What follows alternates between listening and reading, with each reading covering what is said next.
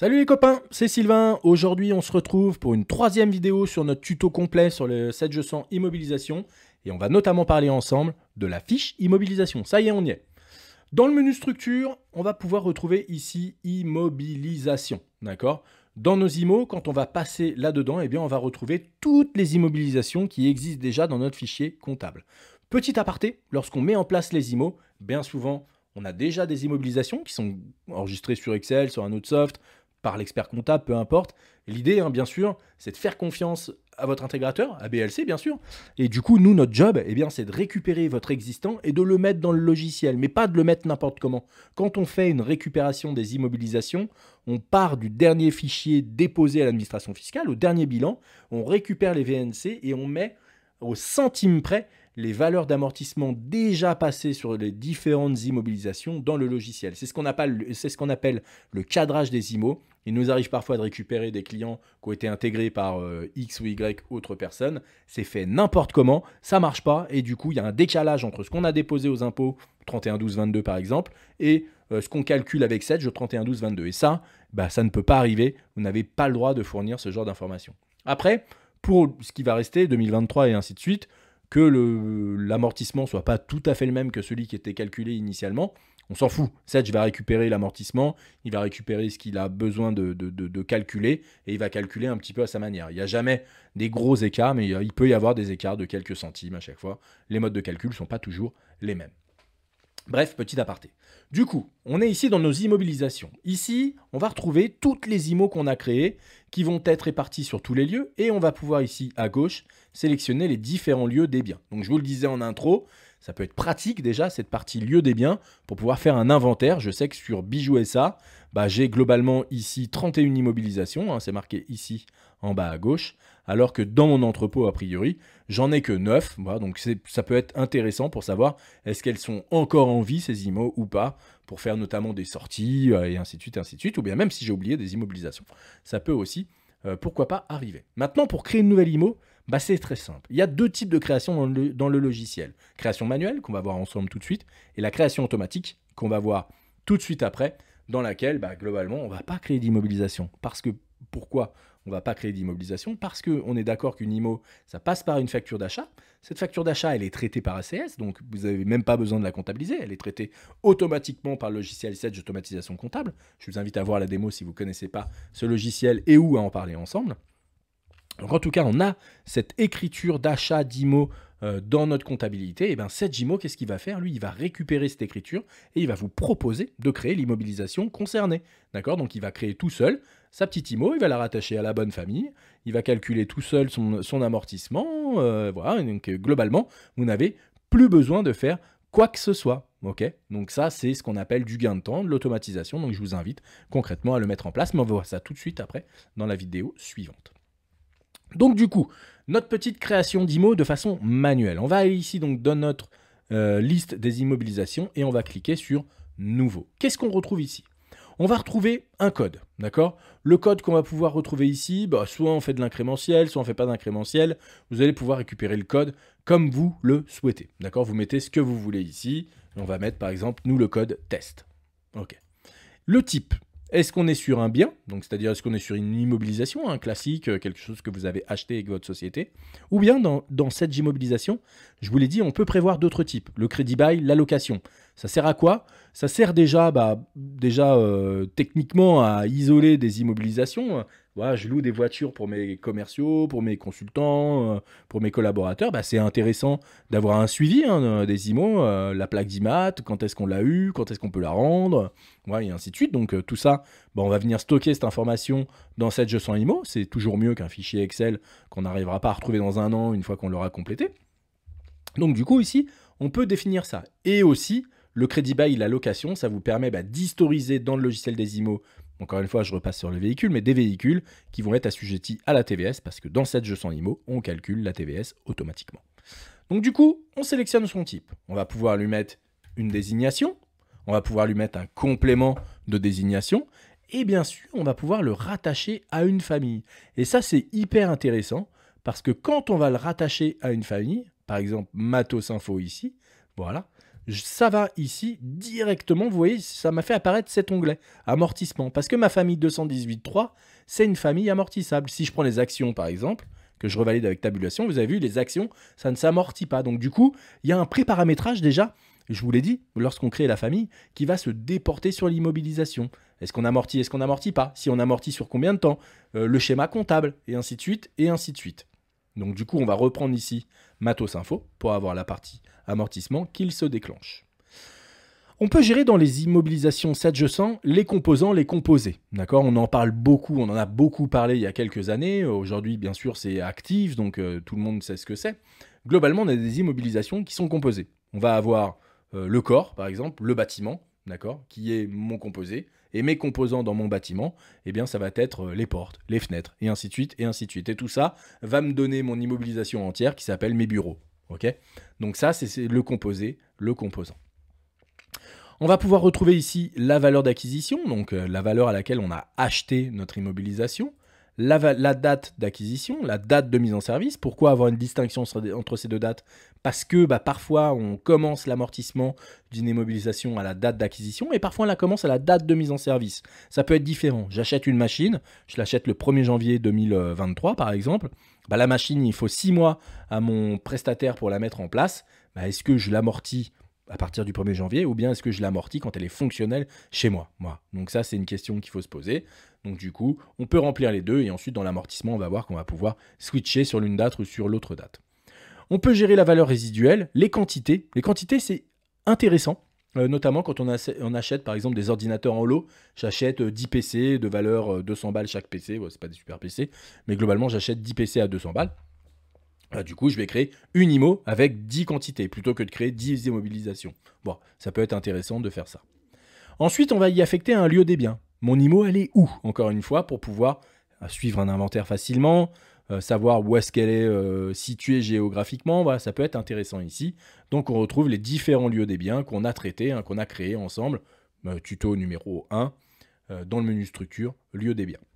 On peut pourquoi pas ici ajouter des codes barres et même pourquoi pas gérer des numéros de série pour mes immobilisations. Alors j'ai besoin d'une date d'acquisition pour le numéro de série, mais ok, on a compris ici qu'on pouvait, alors on va mettre d'ailleurs la date du jour, attendez, je vais quand même vous montrer, on va pas s'embêter, voilà, on va mettre hop, le 13, et du coup on va pouvoir ici gérer des numéros de série, vous le voyez, directement. D'accord, donc ça peut être intéressant de gérer le numéro de série, par exemple, quand on a des ordinateurs. Voilà, ça peut être très intéressant. Ensuite, la nature fiscale. La nature fiscale, je répète, ici on va pouvoir notamment affecter TVS à un certain bien, notamment au véhicule, pour pouvoir avoir un calcul automatique de la taxe. Ici, si je fais TVS, ok, on va valider ça. Dans mes paramètres ici, je vais retrouver des paramètres de taxe sur les véhicules de société. Nous, on va pas mettre de nature. Et enfin, est-ce que je considère l'IMO, on voyait tout à l'heure ici le composé, ou bien ici, est-ce que je considère l'IMO comme un composé? Donc ici, IMO composé, moi ça c'est mon composant, et en gros ici, plutôt est-ce que c'est un composé? Ok. Ensuite, j'ai donc affecté cette IMO à une nature, je vais retrouver la nature, à une famille, pardon, ici, 218.3, 218.3 Matos Info, qu'on a créé ensemble tout à l'heure. Eh bien, cette famille d'IMO est amortissable, du coup, j'ai ici un amortissement qui est venu se calculer. Alors là, vous voyez 0, 0. Pourquoi on a 0? Tout simplement parce que tout à l'heure, dans ma famille d'IMO, Matos Info, au niveau des amortissements, j'ai paramétré 0. Okay, si jamais j'avais paramétré 5 ans, par exemple, et 5 ans, voilà, j'aurais pu mettre la même chose en natif et en fiscal. Vous voyez, ça se fait de base. On va cliquer ici sur OK. On va fermer notre famille. Du coup, je ne suis pas sûr que ça soit rétroactif, ça. Voilà, donc là, alors attendez, on va juste essayer de changer de famille, action par exemple, voilà, donc là il n'y a plus d'amortissement, et on va reprendre la famille Matos Info, et si je retourne dans l'amortissement, non il n'a pas fait, bon. Du coup on pourrait recréer une IMO pour refaire ça ensemble, on va peut-être le faire d'ailleurs, hop là, allez c'est pas grave, hop, on a la test, clic droit pour supprimer une IMO, clic droit, supprimer, boum, ça marche très bien, hein. Voilà, si elle n'a pas été utilisée, ni, s'il n'y a pas eu de calcul d'amortissement dessus, vous pouvez la dégager. On va recréer donc notre petite IMO, test c'est un bien, test, le complément test, on refait tout ce qu'on a fait ensemble. La famille, on va donc prendre Matos Info. La valeur d'acquisition, on va dire qu'on l'a payé 2000 €, 13 janvier 2023, je ne sais pas pourquoi je mets le 13, mais peu importe. Et du coup, on retourne dans l'amortissement. L'amortissement ici, vous voyez, ça y est, on a bien récupéré le paramétrage qu'il y avait sur la famille. 5 et 5 en économique, donc 5 ans, 5 mois, je ne sais pas pourquoi j'ai fait ça. 5 ans et 0 mois en fiscal, 5 ans et 5 mois en natif. Alors, je ne sais pas pourquoi le fiscal, j'ai 0. Je dois avoir 0 dans ma famille. On va aller voir ça tout de suite ensemble. L'amortissement fiscal, ouais, c'est ça. Ouais. Donc, on récupère vraiment, j'ai dû le corriger, je ne sais pas ce que j'ai fait. Peu importe, en tout cas, l'immobilisation que vous rattachez à une famille d'IMO récupère le paramétrage de cette famille d'IMO. Maintenant, rien ne vous empêche ici de changer vous-même le paramétrage de l'amortissement sur cette immobilisation. Ok, c'était ce que je disais tout à l'heure. C'est pas parce qu'on a rattaché une IMO à une famille qui est déjà paramétrée que l'IMO elle est condamnée à être amortie sur 5 ans. Pas du tout. On peut bien sûr prévoir autre chose. Donc ici, on a l'amortissement. Une fois qu'on a l'amortissement, on va pouvoir ici retrouver le bouton plan qui va nous permettre, eh bien ici, de voir l'amortissement économique fiscal dérogatoire natif qui est calculé sur cette immobilisation. Je l'ai amorti sur 3 ans, mais je ne l'ai pas acheté le 1er janvier. Du coup, on a bien un petit bout, donc les 13 premiers jours de janvier, en tout cas les 12 peut-être, qui vont être calculés la dernière année. C'est pour ça qu'il y a 4 ans pour une immobilisation qui est amortie sur 3 ans qui se calcule, mais ça, c'est le calcul logique des amortissements. On pourra faire un cours là-dessus, plus particulièrement si vous le souhaitez. Donc du coup, je retrouve ici mon plan d'amortissement. Il faut savoir que dans Sedge, tout ce qui est en gras, c'est ce qui n'est pas calculé par le logiciel, ou en tout cas qui n'a pas été approuvé lors d'un calcul. Ça, c'est de l'estimatif, on va dire. On va appeler ça comme ça. Et par contre, quand c'est plus en gras, ça veut dire qu'on ne peut plus le modifier. Et du coup, ça veut dire qu'il y a eu un calcul et même, pourquoi pas, une comptabilisation de Sedge IMO vers Sedge comptabilité. OK. Donc ça, c'est le petit bouton plan. Ensuite, on va retrouver la partie champ libre, avec notamment des infos libres, des champs statistiques qu'on retrouvait également sur la famille d'IMO, des documents attachés dans lesquels ici on va pouvoir pourquoi pas lier le PDF de la facture. Maintenant, n'oubliez pas, si vous utilisez ACS pour créer votre écriture comptable en compta et que vous faites de l'incorporation automatique des biens, de la création automatique des biens de cette JIMO vers la compta, bah globalement, vous avez le numéro de pièce vers la comptabilité, donc vous avez forcément le PDF qui est rattaché dans votre comptabilité, donc pas besoin de se fatiguer ici. Mais toutefois, on pourrait ici, 3 petits boutons, aller chercher le PDF directement sur votre PC. Et enfin, le bloc-notes pour prendre des notes. On s'en sert jamais, mais toutefois, il est là pour ça. Comment on fait pour créer une info libre au niveau des immobilisations? C'est très simple. Menu fichier, paramètres société, immobilisation et ici, information libre. On va pouvoir créer toutes les informations libres dont on a besoin. Alors attention, on est limité. Je crois que c'est 65 informations libres maximum. J'espère ne pas dire de bêtises. J'hésite entre 65 et 69, mais je crois que c'est 65 quand même. Voilà, donc en tout cas, menu fichier, paramètres société, IMO, et donc dans la partie ici, information libre. Je répète aussi pour les champs stats, c'est juste au-dessus, ici, les champs statistiques, on peut également en ajouter. Et enfin, on va retrouver les paramètres, donc notamment les paramètres de comptabilité. Vous le voyez ici, mon IMO est déjà renseigné des paramètres compta. Pourquoi? Encore une fois, parce que dans mon structure famille d'IMO Matos Info, cette famille d'IMO-là, l'onglet comptabilité a déjà été paramétré. Donc tous les paramétrages que je vais faire sur la famille vont se déporter sur les IMO. C'est pour ça que je vous conseille de paramétrer les familles et pas les IMO. Encore une fois, j'ai 10 familles pour 20 000 IMO. Il vaut mieux paramétrer 10 que 20 000.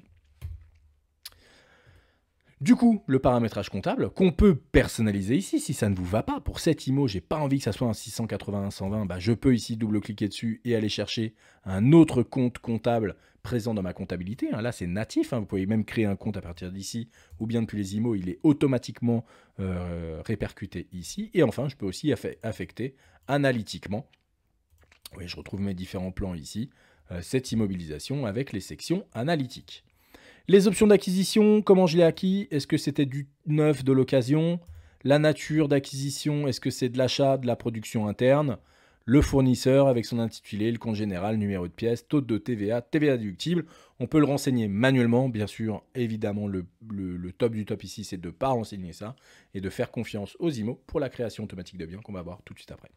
Et enfin, la TVS qu'on va pouvoir ici assujettir ou pas à la TVS. Donc si on assujettit le bien à la TVS, il nous faut tous les renseignements liés à la TVS.